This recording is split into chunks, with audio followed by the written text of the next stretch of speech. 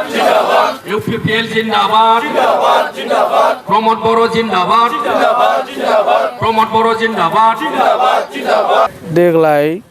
जोङो 2025 आव जिथुनाखि BTC इलेक्शन जानो फैगासिनो दं जोङो नंगौ हय थिग जोङो BJP आव सासे गोख्रों दैदेनगिरि हिसाबै जोङो माबादोंमोन दा जिथुनाखि जोंनि फसायनाय केन्डिडेट दजेन सार बिथाङा दिनैनि दिनाव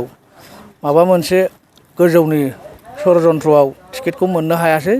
जों बिनि थाखायनो खुद्रिनानै जोङो रानहुलाव UPPL आरो BPF लकेल पार्टी मोननै दङ दा 17 बोसोर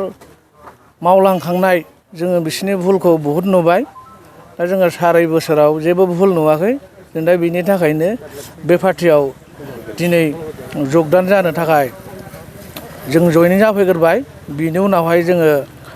जोंनि जतनाखि लोगो दिगि भटार्स गामि ओनसोलाव दङ जों बेफोरखौ लाबोजोबनायनि मोनसे आइडियोल'जि प्लान पजिशन जोङो दसे उनाव बानायगोन दा दानि ससियेल मिडिया मुगायाव नैबे राइजिं बुब्लि आरो मा चेनेलमोनलाय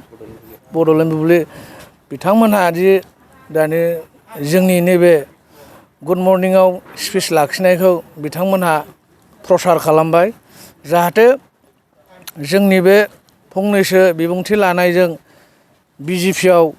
जेसेबांनाखि जोंनि ST मानसि दङ डाइरेक्टलि आं ST खौ होनबाय बिथांमोना जाहाथे फैनांगौ लोगो हमलायनांगौ रायज्लायनांगौ जोङो देग्लाय UPPL खौनो गोख्रों पार्टी हिसाबै सेलेक्ट खालामदों दा जों मोनथिखाबाय आरो हमदांनो हाबाय अलरेडि सरकारा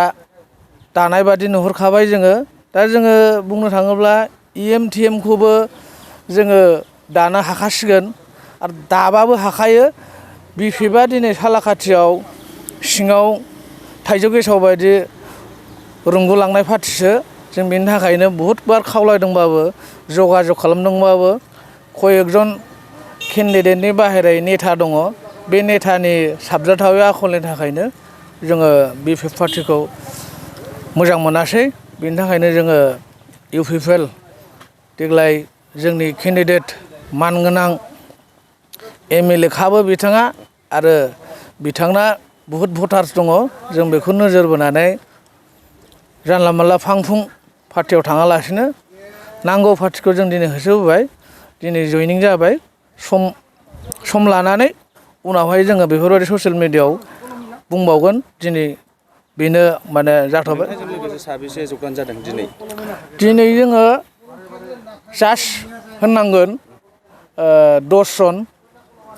जों दा जोंनि टारगेटआव जोङो 10 जनजों खमैब्लाबो 1000 जन मानसि लाबोनो नागिरदों बे 1000 जनखौ जोंहा अलरेडि सिङाव जोंजों डिसकास जाजोबखाबाय दा जोङो स्ट्रेटेजिखौ दायो बानायगोन दा आंनि फंनैसो बिबुं लाखिनाया सालाखाथि समस्तियाव जिहेतु UPPL दोलोआ खाथां नामा देरहागोना सालाखाथिल' नङा अल BTR आवनो UPPL आ देग्लाय खाथां सरकारा खाथां